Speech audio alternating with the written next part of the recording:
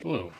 We're going to be looking at the English administration before the American Revolutionary War. As England moves in from the 1600s into the 1700s, its power is growing. This is mainly in trade, economics, but certainly they are going to have political systems in place. Um, but keep in mind, as the American Revolution uh, draws to an open, keep some of these things in mind as they are very relevant. They are going to remember some of these atrocities or unfair sort of policies put into place by the British.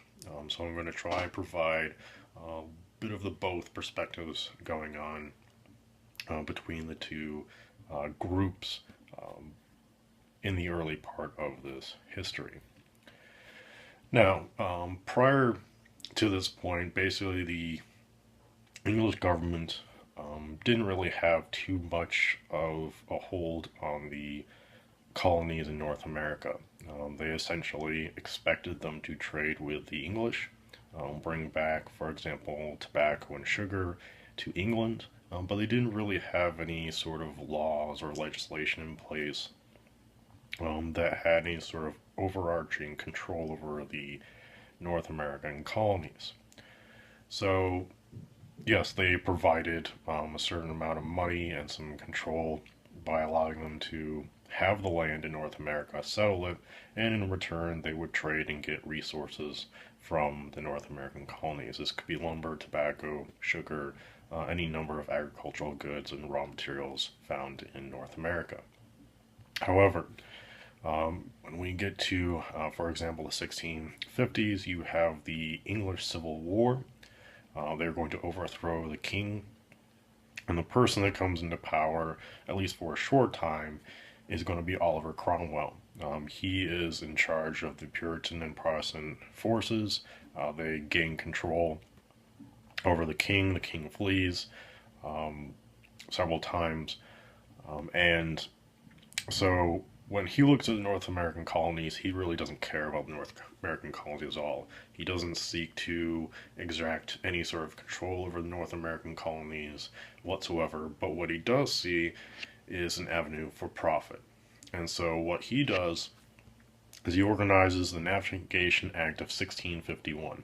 Now, there's going to be many navigation acts, so that's why I say of 1651. Basically, what this does is it says that North American colonies can only trade with English ships.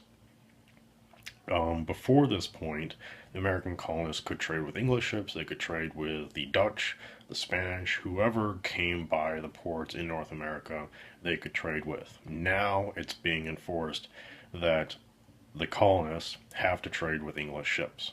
Now, why is this so important? Well, if all the tobacco is going to go on English ships, the colonists are going to have to pay taxes to the English officials, the custom officers. Those taxes are going to go directly to the English government, and so they're going to pay to have their goods shipped to England, and then those goods will be shipped overseas from that point. So the colonists, if they wanted to trade with a member, for example, with the Dutch, or maybe another American colony, they're going to have to give it to an English ship first. It's going to be sent back to England, and then from England it'll be shipped to, for example, maybe New York. What this means is it gets hit several times by taxes, so the rate of profit for the crown, at least, is going to be greater, and for the colonists, they're not going to have as much disposable income. So obviously, this is going to cause some resentment from the colonists. But what it does do is produces coin for the crown and the English government. So it does exactly what it was set out to do. Now it's going to be enforced by the Royal Navy. They're going to go around, they're going to randomly check ships, make sure that they have the certain papers in order, that they aren't smuggling any sort of products, for example, products that they may only find in Spanish ships. So This isn't going to be very strictly enforced. It is going to encourage the Americans to smuggle goods to Spain or the Dutch or any other group that they want to trade with. Another consequence is the prices that the colonists pay for a lot of these goods from England is going to be far more expensive than those produced in, say, South America, which are owned essentially by the Spanish or any other sort of group. That's going to cause some resentment and also encourage smuggling action to go on. But the enforcement of this is going to be very, very poor. At this time, at least in the 1650s, 1660s, the English fleet, it is a sizable amount, but they just don't have enough ships to enforce this new law in North America, in the Atlantic, and also their colonies around India and going towards basically Southeast Asia and China. That's a lot of territory. So it's not going to be very well policed or enforced, which is good for the colonists. Now, to understand some of the systems going on in place at this time, we have to understand some of the political and economic systems and why this is so important. At this period of time, you have an economic and political system that is going to be called mercantilism. Basically, what mercantilism is there is a belief that the world has a certain amount or a finite amount of goods in the world. So there's only a set amount of gold, silver, lumber, so on and so forth in the world. Mainly the concern is, of course, gold and silver, but there's also other raw materials that they believe has only a certain amount of products in the world. So once that is gone, then it's just gone and taken out of. So there's only a certain amount of wealth in the world is basically what we're coming down to. So, to expand a nation's influence and international power, the more control you have over these resources, the greater your control is over the world. And the ultimate goal is to have the greatest amount of influence around the world, but also to be self-sufficient economically. And this is really a goal that you see even today, to some degree. Every country wants to basically be self-sufficient. If there's a war going on, they don't want to be basically stranglehold to the whims of another country. So countries like England and France and Spain or Portugal, they're all going around the world trying to control these resources. If they have control over these resources, that could weaken France, for example. In this case, if England controls more wealth than France, they're going to have the ability to wage war, defend themselves, and weather any sort of other economic storm that may arrive. So that would reduce the power of France, and basically England would be number one. So that's the main goal in this entire sphere and the world. And this causes motivation for these colonies. The colonies are going to provide England with wealth, gold and silver, for example, or any other sort of products they may need to use. So France is going to also colonize in North America on this concept. They're going to try to take resources and influence away from England. And so that's going to drive France to come over to North America. And you're going to see this in later portions of history, for example, Africa or Asia. They do the same exact thing. So when you're talking about the mid-1800s, the Europeans are divvying up Africa and also Asia, trying to expand their influence in India as well as China. And then later on in the 1940s, the Japanese are going to follow this same type of ordeal when they expand to the Pacific with World War II. So you are going to see some of these concepts arrive later in history. But what mercantilism does, it is going to basically encourage European countries to expand, establish colonies, but also, in the case of the American colonies, is going to provide for influence and motivation to get more resources, more wealth out of the colonies than they had previously.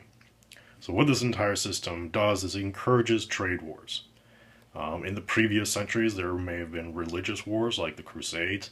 Now you're going to see wars over wealth and trade because, in a large part, due to this system.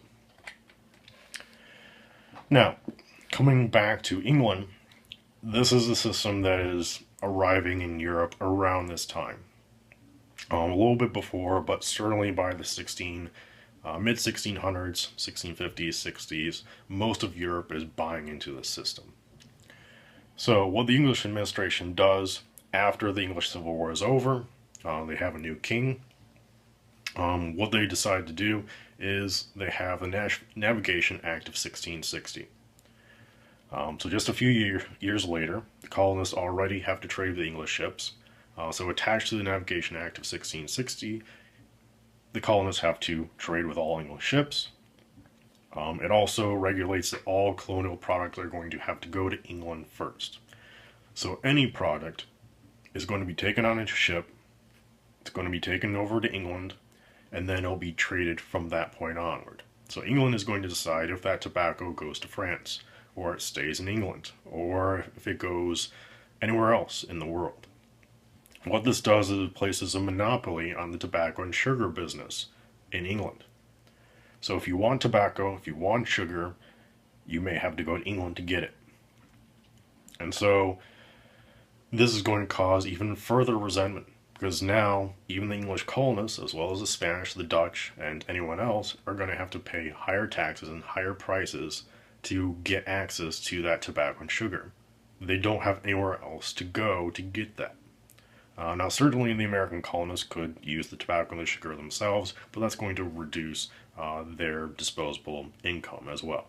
And of course, some of the results of this is going to increase smuggling actions of the Americans. So additional taxes are going to have to be paid for the law-abiding citizens anyway, but resentment increases and grows in the colonies because they feel that this is basically unjust, unfair. They really aren't making a whole lot of money in the colonies. A lot of it is agricultural goods, which doesn't give them a very wealthy lifestyle. And so now they're going to have to pay more of that income that they do have to taxes because England basically is following this mercantilism system. Now, part of the reason why England does this is to basically remove the other trading empires coming from Europe. So this is a competition based out of the situation, the political situation in Europe. They did not want the Dutch, the French, and these other nations in Europe to take a piece of their pie in North America. So because the colonists can only trade with the English, and a vast majority of the trade is going to be going to the English, they are going to be law-abiding, they're not going to cause problems. And so because much of this trade is going directly back to England, the Dutch traders, for example, get out of North America. They just can't profit off of this situation. So they have to go elsewhere. So they start going, for example, to South America. So that removes the Dutch trading empire out of the system, and it increases the dominance and the wealth of the English trading empire, which is one of the reasons why England becomes very, very powerful in the 1700s. They have a lot of wealth, a lot of power. A lot of this is going to go right back into the shipping business, trade, warships, and so on and so forth. So England is in a very good position in the 1700s, in part due to this sort of policy. So that's good for England, and its objective is completed. However, the colonists are not liking this sort of procedure whatsoever. As far as enforcement, it's not going to be very good. The Royal Navy still doesn't have enough ships. They basically go through and randomly select these ships that they may find. They check the crew, they check the holding, make sure that they're following the rules, but it's random. And a lot of these American colonists are going to be very, very good at smuggling. And this is really going to be key when we get to the American Revolution, because their smuggling actions do help quite significantly for the armies and as well as the local population to weather the storm of the Revolutionary War. So they're getting their practice in the 1650s onward. Smuggling, of course, is going to increase as time goes on. More and more people, certainly shipping individuals, are going to partake in these smuggling actions to get the products they need for a cheaper price and then bring it back down to the North American colonies and sell to them. Now, as far as the colonial reaction from this entire thing, certainly they did not care too much for what was going on. And so in 1678, the Massachusetts Bay Colony declared in their assembly that the Navigation Acts were illegal. England does not really respond too well. It does take them a little while, but in 1684, the Massachusetts Bay Colony Charter is annulled. So no longer do they have the charter from England. And so therefore, in a way, the Massachusetts Bay Colony is illegal. What England decides to do in 1686 is appoint Sir Edmund Andros as the royal governor of the New England colonies. So what they do is they lump all the New England colonies into one unit, and Sir Edmund Andros is going to come over as the royal governor. He's going to raise taxes. He is going to essentially not listen to the local assembly whatsoever, and he is going to be basically trying to find smugglers and punish them for their actions. And finally, we have the Puritan church is going to be changed to an Anglican church. Of course, all of these actions are not going to be seen in the greatest light by the colonists. Certainly, the change from Puritan church to an Anglican church angers quite a few people. They do not care for it. And of course, the raising of the taxes is not very good either. But he came over to basically enforce basically the new laws, the new trade laws, and this is how he decided to do it. He was not a very likable character by any means. However, in 1688, we have the Glorious Revolution. So just 2 years later. Now, the Glorious Revolution is called the Glorious Revolution because it's a bloodless change of leadership. Basically, the British Parliament, the British people back in England, did not care too much for the King, James II. And as a result, they actually asked William of Orange, who was married to Mary. Mary was a distant lineage for the English crown, and so they offered William of Orange the crown. And since the king was unpopular, he just left. And so we have no fighting whatsoever. This rarely ever happens, especially in England. And so, as a result, we now have a new king and queen. And because of this Glorious Revolution, the colonists in New England, they go forward to remove Andros, and they basically reverse all of his changes he made. So things revert back to normal after only a couple of years. And now King William and Queen Mary, they want to exact a little more control over the colonies. And so they go through the colonies, they appoint all new royal governors. They also then give the power of veto to the governors. And this power of veto is in the local assemblies. So if there's something going on in the assemblies that they don't really care for, that they don't want to happen, they can just veto the action, and that pretty much ends the assembly right then and there. Also, what King William and Queen Mary did was they removed the Puritan qualification for voting rights. So they allow Puritans to practice their religion. Puritan church is reestablished instead of the Anglican church. But now everybody in New England have voting rights. It's not just belonging to the Puritan church, for example. So that's really all that they do. It is quite significant. But what really matters is in 1690 you have John Locke's Two Treaties of Government. John Locke is a very important figure, and we'll talk about him more in depth when we're arriving at the American Revolution. But what his document, the Two Treaties on Government, does is he basically states that if the government, in this case the king and queen, are not looking out for the population of the nation, then it is completely legitimate that the people can overthrow that government and put in a new government. So this plants the idea of potentially changing governments to something they may find a little more agreeable. So this happens in 1690. It's going to take quite a bit of time before we arrive to the Revolutionary War, but this starts the transition, or at least the idea of potentially changing the role of government. All right. Moving from that point, in 1696, we have the Act to Prevent Frauds and Abuses. What it does is it requires governors to enforce trade laws.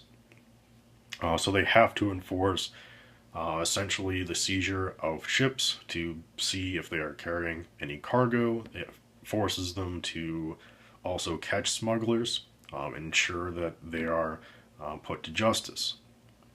They also have something called the writs of assistance. What the writs of assistance were for the law enforcement in the colonies. Basically, it was a search warrant, except this search warrant didn't specify the place or the time of the search. So today, for example, we may see at a court that they have a search warrant, and they have to have evidence of the place and why they need that search warrant. At this period of time, with this writ of assistance, this search warrant doesn't need evidence, it doesn't need a place. They can just issue, I have a writ of assistance, and they can just go through the home or the business and find anything that they may see as evidence. So quite a bit of open freedom there to interpretation. And then finally, anyone accused of a smuggler is going to be taken out of North America, and they're going to be tried at an Admiralty Court. The Admiralty Court is a court in England. It's basically the naval court. What you're looking at here is a military court. They're not going to be judged by their peers. They're going to be judged by military officers. So, very, very easily you can find why this may cause some resentment from the colonists. Maybe not so much that the governors had to enforce the trade laws, but certainly the search warrant and also being transported to England into a military court, because it's just accused smugglers. It doesn't necessarily mean they have evidence to take them to a military court and try them.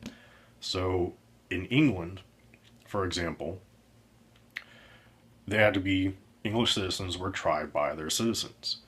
Now you have citizens, and the English in the colonies are considered English citizens. They're not going to be tried by their peers. They're going to be tried by a military court. So they're going to see this as a violation of their rights as English citizens. So obviously these two little policies here are going to cause some resentment and problems for the colonists in North America.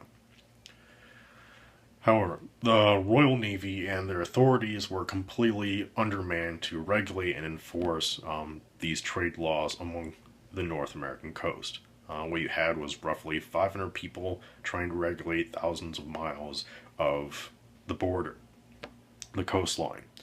So what this does is they have these policies in place. It's a cause, and they can point as evidence that England isn't being very nice or not treating them as equal English citizens. This is going to be basically laying the groundwork for some of the reasons coming up, certainly in the 1750s, 60s, and 70s leading up to the Revolutionary War. So once again, causing some resentment, but not really able to enforce it. So really a losing situation for England. But the reasons for England to put this forth are reasonable. They do want these laws enforced.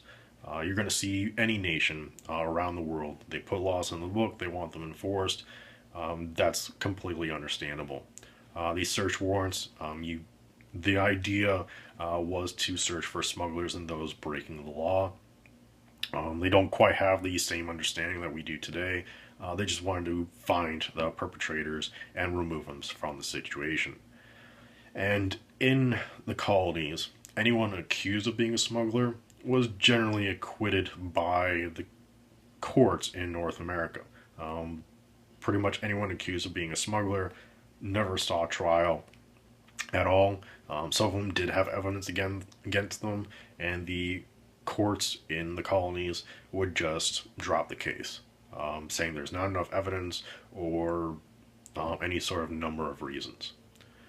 So, based on that, then England decided to just remove them from the situation because they didn't see that the colonists were actually being fair about it. And so they removed it and put them into an admiralty court, which they thought would be a little more fair. So they were kind of, in a way, both sides weren't really helping the situation. All right, moving on to the 1700s. In 1714, Queen Anne, the queen at the time, is going to die. What that does is it brings the German kings for the English crown. And this is going to start the lineage of the King George I, George II, and George III, which is going to lead into, certainly, the Revolutionary War. But since they were German, they did not speak English. Therefore, the prime ministers of Parliament are going to exercise more power in government than the king. And so you have the rise of prime ministers starting at this point. Now, Prime Minister Walpole, which is going to be the first prime minister at this point, he is going to have a more relaxed stance on the colonies. He believes that England should not be restricting their economic freedoms. Basically, the colonists should be able to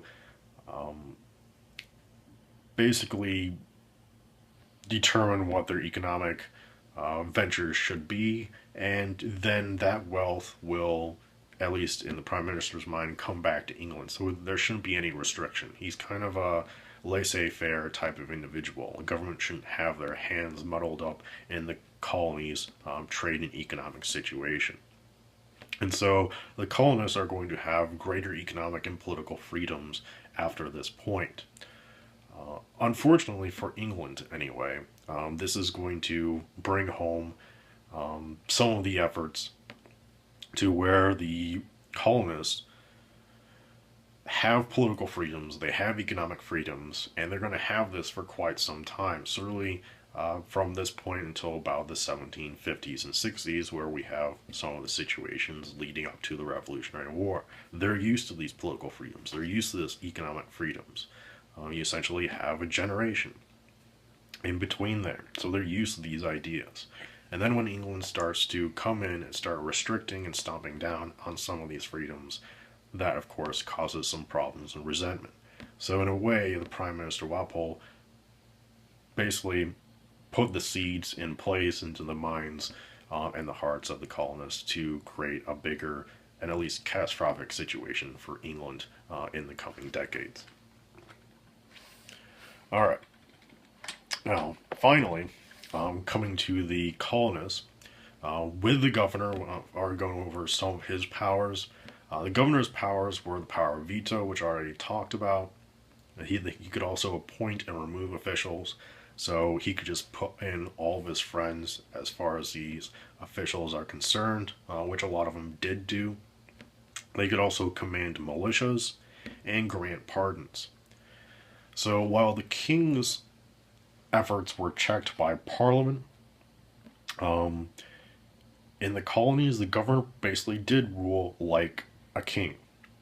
He basically could veto whatever the assemblies did. So basically, he could shut down the assemblies. He could basically raise a small little army and basically rule like a king. If he didn't like something, he could raise these militias and do whatever he decided. So that's really a big issue. Now, these governors did not rule like tyrants or kings. they still had to answer to the king. They certainly could have been a tyrant, but they chose not to be. Essentially, because they had to answer to the king. They were basically the friends of the king, and he wanted good reports. He didn't want conflict from the colonies spilling over to his daily reports. So many of these governors, some of them are not going to be very good leaders. They're not going to be good governors, and some of them are going to be good. But for the most part, they're not going to be tyrannical governors that cause problems left and right. And that's in part because they are friends of the king. They are going to want to come back to England. Not everyone really wanted to be in the colonies, so they wanted to have good reports and then come home, maintain some sort of wealthy standard, and still remain a very popular figure, at least in the wealthy circles of England. Now, as far as the colonial assemblies are concerned, they are modeled from the English Parliament. So they are going to be called different names. They're going to be called assemblies or the House of Burgesses.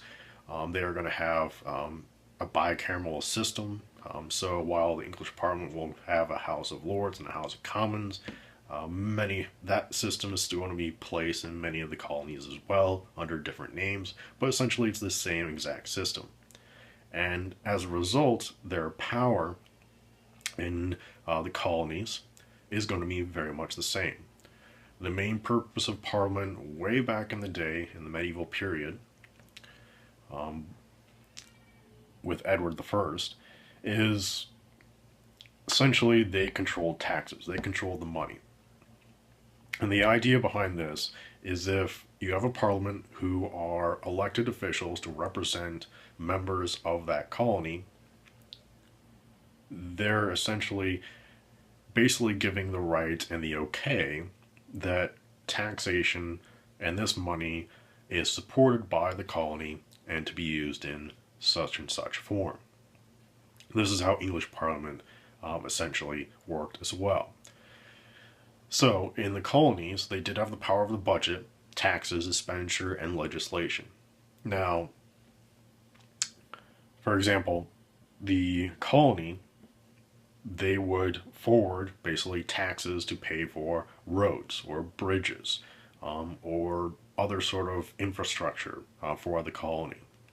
And so they would approve a tax to pay for those roads, to pay for those bridges, or whatever other infrastructure may come up. And many of the colonists are going to be okay with that. Now, they couldn't, for example, veto or shoot down royal taxes, but locally they could certainly shape basically the taxation and expenditure of that said colony. But the important factors in that budget, in that taxes, and in that entire expenditure is the salary of the governor. So if the governor is acting up, basically the assembly, the colonial assembly, could reduce the salary of that said governor. So that kept them in check too. They still want to be paid for their efforts. So that kept a pretty balanced medium between the governor and, for example, the colonists. What this did was it provided the notion of self-government. The colonists could, like I said, have taxations or legislation for new laws that is going to govern the local colonial population, taxes to improve basically infrastructure, postal systems, basically cleanup of the colony, any sort of other measures. And so they had some level of control in the colony itself, and that provided the idea of self-government to the colonists, and they were used to that. And so when we get to the 1750s and 60s, and the English government is applying new taxes and other restrictions, that's going to be where the colonists really have some problems with the English government. So this is some of the ground rules or ground foundation between the English and the colonists. The English, they wanted raw materials, they wanted resources, they played into mercantilism, to gain power and self-sustainability against really their greatest enemy, which was France at this period of time, and to squash basically any other sort of power that might be coming in, threatening English power or even the colonists in North America. And we'll arrive to that at a later point as well. So they thought they were doing what they were supposed to, and by the political and economic system of the time, which many, certainly middle and wealthy classes, bought into. Now, the colonists, on the other side, they were okay with this until some of these different powers started being enforced against them, like these trade acts, navigation acts. And so when those powers started being shown towards them, that caused a little resentment.